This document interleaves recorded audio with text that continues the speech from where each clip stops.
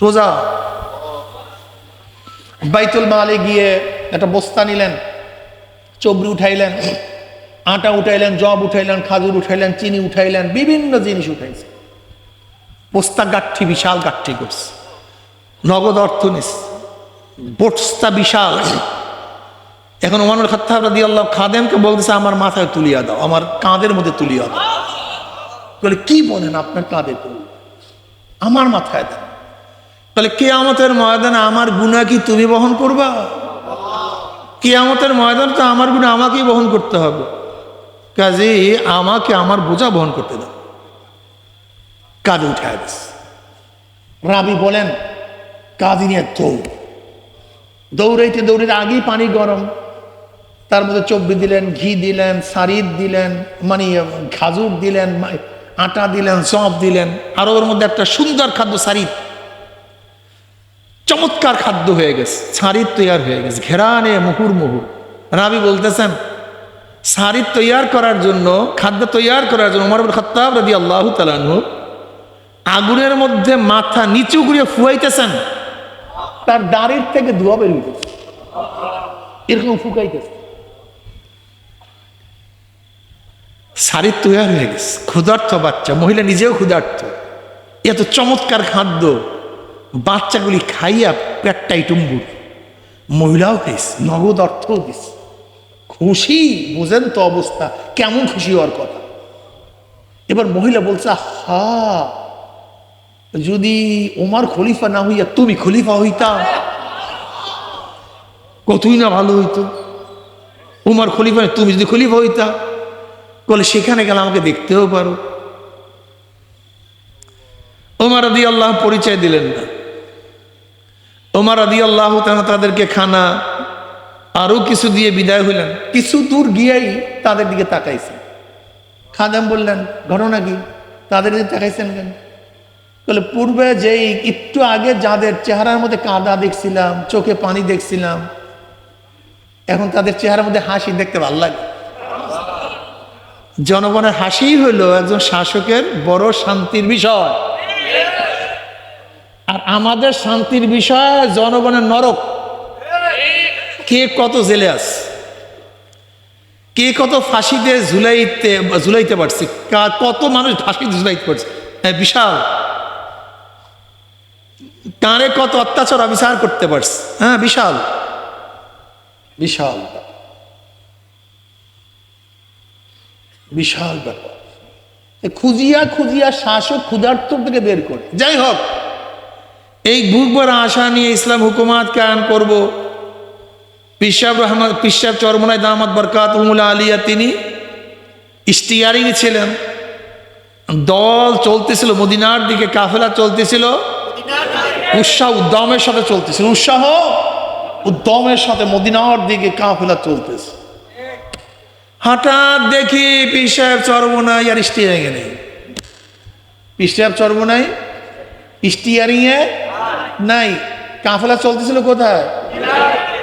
এখন ঘুরে দেখি চলতেছে আমেরিকার দিকে। কাফেলা ছিল চলতেছে। আচ্ছা বলেন তো, মদিনার কাফেলা কি আমেরিকায় যেতে পারে? এ তো মদিনার কাফেলা। মদিনার কাফেলাকে টাকা পয়সা ক্ষমতা ইজ্জত দিয়া কেউ কোনোদিন কিনতে পারে নাই, কিয়ামত পর্যন্ত কেউ পারবে না। যুগে যুগে কেউ পারে নাই, যুগে যুগে শতাব্দী কি শতাব্দী পারে নাই, পারবে না। ব্রিটিশ বহু চেষ্টা করছে, ওলামায়ে দেওবন্দদেরকে ব্রিটিশ বহু সাধনা করছে কন্ট্রোল করার জন্য।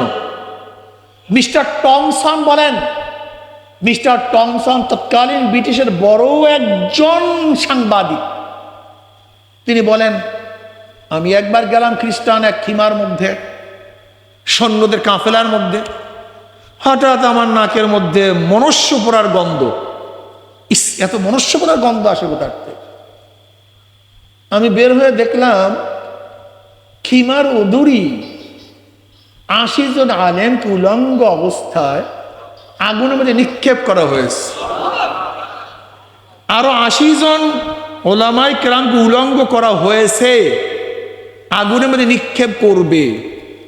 মিস্টার টমসন বলেন, ওই জাতে পাকের কসম যার কুদরতি হাতের মধ্যে আমার জীবন, 80 জন আলেমকে বারবার শুধু একটাই প্রশ্ন করা হচ্ছে। কি প্রশ্ন? যে তোমরা আজাদি আন্দোলনের সাথে সংযুক্ত ছিলা কে ছিল না? শুধু একটা প্রশ্ন। যদি বলো নাই, এর মধ্যে আমরা ছিলাম না, তোমাদের ছেড়ে দেওয়া হবে। আর যদি তোমরা স্বীকার করো তাহলে তোমাদেরকে আগুনে নিক্ষেপ করো। শুধু যদি বলো কি, জোরে বলেন, যদি শুধু মুখ দিয়া বলো ছিলাম না, ছেড়ে দেওয়া হবে, ব্যাস। মিস্টার টমসন বলেন, ওই ঈশ্বরের কসম যার হাতের মধ্যে আমার জীবন, আমি দেখলাম 80 জন আলেম সেই আগুনের মধ্যে ঝাঁপ দেওয়ার জন্য প্রস্তুতি নিছে, কিন্তু মাথা নত করতে প্রস্তুতি হয় নাই। এর নাম ওলামায়ে দেওবন্দ। ব্রিটিশ তাদেরকে কেনার জন্য, কন্ট্রোল করার জন্য হাজারো চেষ্টা করছে, পারে। রশিদ আহমদ গঙ্গোহী রহমতুল্লাহ আলাইহি জেলের মধ্যে ছিলেন। আজাদি আন্দোলনের যিনি প্রবক্তা, যিনি মূল লিডার, মঈন হযরত হাজী ইমদাদুল্লাহ মহাজী মক্কি রহমতুল্লাহ আলাইহি হিজরত করছেন।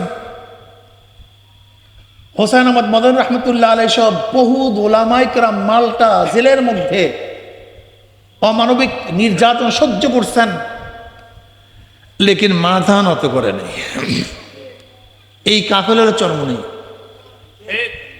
আল্লাহ যদি এদেরকে হকের উপর রাখে, ইমানের উপর রাখে, তাহলে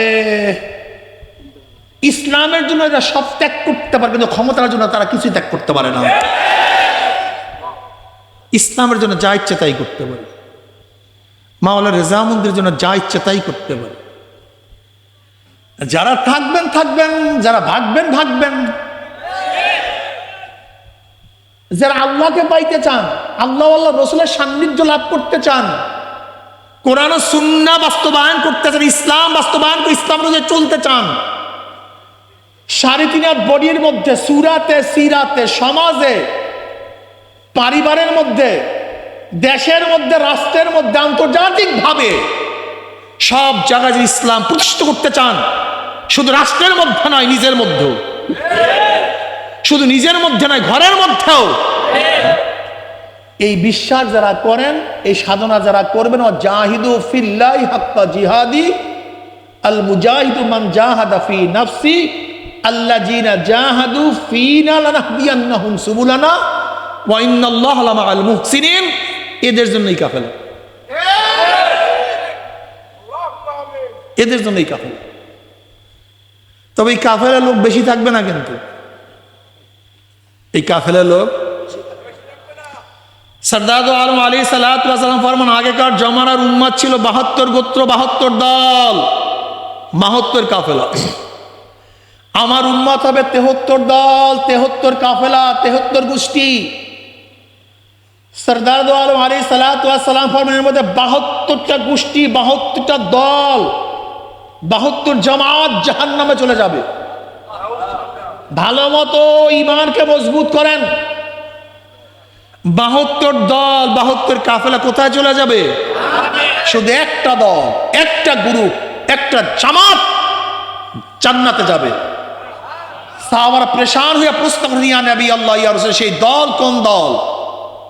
নবী আলাইহিস সালাতু ওয়াস সালাম ফরমান, মা আনা আলাইহি ওয়া আসহাবি, আমি এবং আমার সাহাবাদের দল। আমি এবং আমার সাহাবাদের সাথে যাদের সম্পর্ক আছে, মতে মিল আছে, ভালোবাসা আছে, মুহাব্বত আছে, এরাই একমাত্র নাজি। আর যাদের সাথে সাহাবাদের মুহাব্বত নেই, ভালোবাসা নেই, সব বাম দিকে দৌড়ে। হুঁশ রাখিয়েন, চর্ম নাই। যারা ভর্তি হবেন, কষ্ট সাধনা করতে হবে। জোরে বলেন, কি করতে হবে? যারা ভালো রেজাল্ট করতে চান, কষ্ট সাধনা করতে হবে। ফেল করার জন্য কষ্টের দরকার নাই, ভালো রেজাল্ট করার জন্য জবাব দেন। ফেল করার জন্য, ভালো রেজাল্টের জন্য পোকা জন্মাবার জন্য কোনো কষ্টের দরকার নাই, কিন্তু ভালো মাছ ফলাবার জন্য, মুরগির বাচ্চা ফলাবার জন্য বহু সাধনার প্রয়োজন। জমিনের মধ্যে জঙ্গল ফলাবার জন্য কোনো সাধনার প্রয়োজন নাই, কিন্তু ফসল ফলাবার জন্য খুবই সাধনার প্রয়োজন। জেলখানায় যাওয়ার জন্য কোনো সাধনার প্রয়োজন নাই, কিন্তু বালাখানা ওঠার জন্য বহু সাধনার প্রয়োজন। জাহান্নামে যাওয়ার জন্য কোনো সাধনার প্রয়োজন নাই, কিন্তু জান্নাতে যাওয়ার জন্য বলেন সবাই, জাহান্নামে যাওয়ার জন্য ঘুমায় থাকেন না ফজরের সময়, সমস্যা কি? ফজরের সময় নামাজ না পড়ি আরামে ঘুমান, ফেরেশতারা খুঁজি আপনাকে জাহান্নামে নিয়ে যায়। কোথায় আছো তুমি? রোজার সময় রোজা রাখিয়ান না, আরাম করিয়া খান, ফেরেশতারা খুঁজিয়া তোমাকে জাহান্নামে নিয়ে যায়। তোমার যাওয়া লাগবে না। যেরকম কাল মাথায় বাড়ি দিয়ে মার্ডার করিয়া ফেলান, তোমার জেলখানায় যাওয়া লাগবে না। সিআইডি, ডিবি, এনএসআই, পুলিশ গোটা গোষ্ঠী তোমাকে খুঁজিয়া জেলখানায় ঢুকাইয়া দেবে। কথাটা বুঝাতে পারিনি। বয়সটা একেবারে সহজ, বুঝতে চান না কেন? বুঝতে চান না কেন? বুঝতে সাধনা লাগবে। আচ্ছা বলেন, পড়াশোনা ভালো না বেকার মূর্খ থাকা ভালো? তা মূর্খ সংখ্যা বেশি না শিক্ষিতের সংখ্যা বেশি? ঘটনা কি ভাই আজি? সবাই বলছে পড়াশোনা ভালো। হ্যাঁ কেন? কারণটা কি? কথা কন না কে? সাধন। সবাই জানে পড়াশোনা ভালো, কিন্তু সাধনা। বন্ধুরা খেলবে, তুমি খেলতে পারবে না। তুমি বন্ধুরা আড্ডা মারতে পারে, তুমি তো আড্ডা মারতে পারবে না, তোমাকে তো পড়তে হবে। বন্ধুরা আকাম কুকাম করবে, তুমি তো আকাম কুকাম তোমাকে পড়তে হবে। তো সবাই বলে পড়াশোনা ভালো, কিন্তু মূর্খ সংখ্যা বেশি। কারণ মূর্খ হইতে গেলে, কিন্তু ভালো রেজাল্ট করতে গেলে বুঝাতে বুঝেন না কেন?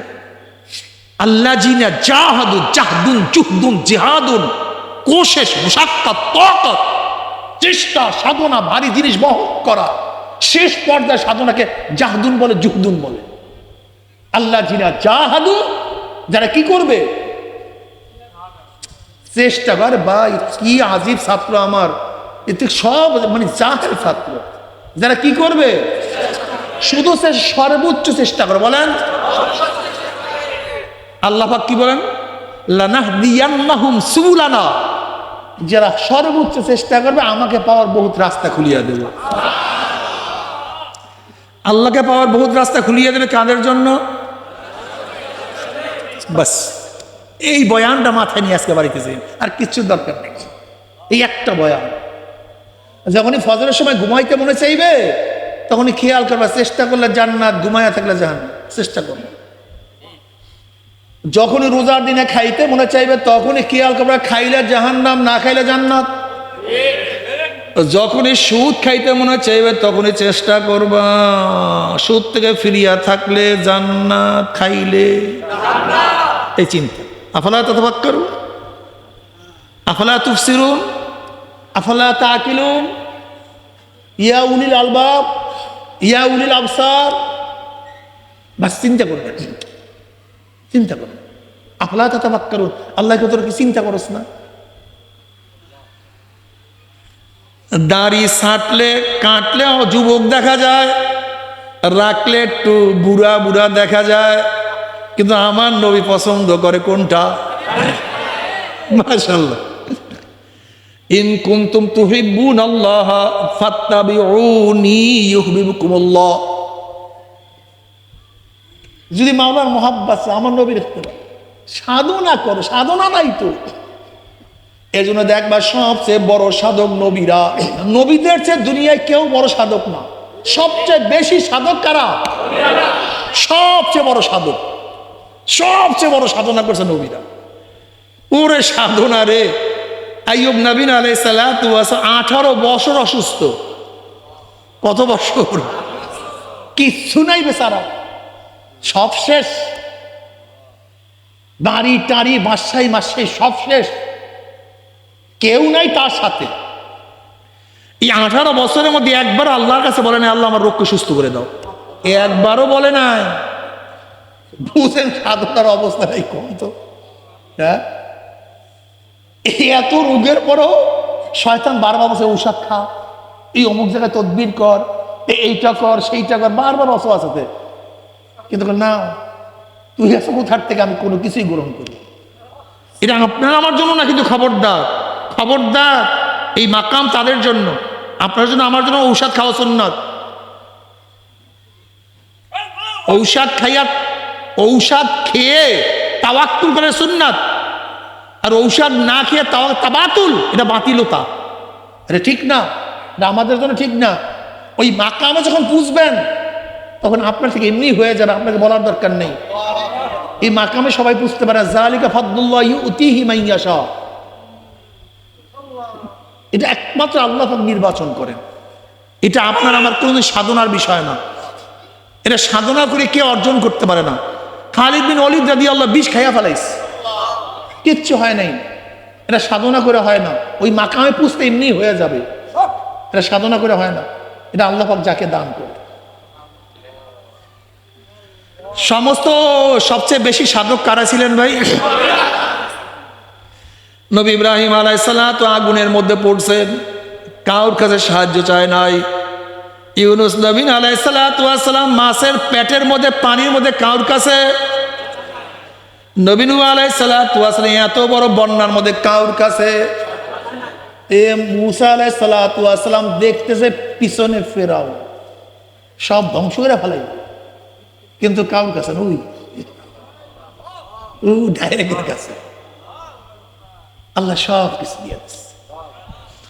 ঈসা আলাইহিস সালাতু ওয়াস সালাম দুনিয়ার কিছুই গ্রহণ করতেন না, কিচ্ছু না। একদিন একটা ইট মাথায় দিয়ে ঈসা আলাইহিস সালাতু শুয়ে আছেন, ইট বালিশ না কিন্তু। এর মধ্যে শয়তান বলে নবী ঈসা তো দুনিয়াদার হয়ে গেছে, অমনি ইটটা পাক্কা মারছে তার থেকে, শয়তানের দিকে নে তো দুনিয়া, এইটা ব্যবহার করবে। বুঝাতে এটা হলো নবীদের তফকা। এরপরে সিদ্দিকিন যারা আছেন, আবু বকর রাদিয়াল্লাহু তাআলা আনহু, সব কিছু কথা কয় না। 40,000 স্বর্ণ মুদ্রা দিনে, 40,000 রাত্রে সব দান করিয়া দিছে, 80,000 স্বর্ণ মুদ্রা। আপনারা জানেন তবুকের ময়দান নবী আলাইহিস সালাতু ওয়াস সালাম নিজে আহ্বান করছে, কার কি আছে নিয়ে আসো। ওসমান গনি রাদিয়াল্লাহু তাআলা আনহু মালের 3 ভাগ করিয়া 1 ভাগ নিয়ে আসছে, বিশাল স্তূপ। উমর ইবনে খাত্তাব রাদিয়াল্লাহু তাআলা 2 ভাগ করিয়া 1 ভাগ নিয়ে আসছে, বিশাল মাল। হযরত আবু বকর সিদ্দিক রাদিয়াল্লাহু তাআলা একটা গাঠি নিয়ে আসছে, ছোট্ট গাঠি। এবার উমর ইবনে খাত্তাব রাদিয়াল্লাহু চিন্তা করছে, আজকে নেকের প্রতিযোগিতা আবু বকর আমার সাথে পারবেন, আজকে ঠকাবো, এতদিন একবারও পারি নেই, আজকে ফেল, পারবে না আমার সাথে। ছোট্ট গাঠি তো, গাঠি একেবারে, আর আবু বকরের বিশাল বিশাল। এবার নবী আলাইহিস সালাতু বলেন, ওমর কি নিয়ে আসছো, ওসমান কি নিয়ে আসছো, আবু বকর কি নিয়ে আসছো। ওসমান রাদিয়াল্লাহু ইয়া নবী আল্লাহ, মালকে 3 ভাগ করে 1 ভাগ 2 ভাগ রাখিয়ে আসছি। ওমর ইবনে খাত্তাব বলতেছেন রাদিয়াল্লাহু তাআলা, নবী আল্লাহ, মালকে অর্ধেক করে অর্ধেক নিয়ে আসছি, 1 ভাগ রাখিয়ে আসছি। আবু বকর কি নিয়ে আসছে, কলে ঘরের মধ্যে যা আছে সব লয়ে গেছে, নুনের বাটিও রাখি, নুনের বাটিও নেই, ঘরে রাখছে কিন্তু আল্লাহ আল্লাহ রসুলকে রাখছে। এটা সিদ্দিকীদের দরজা।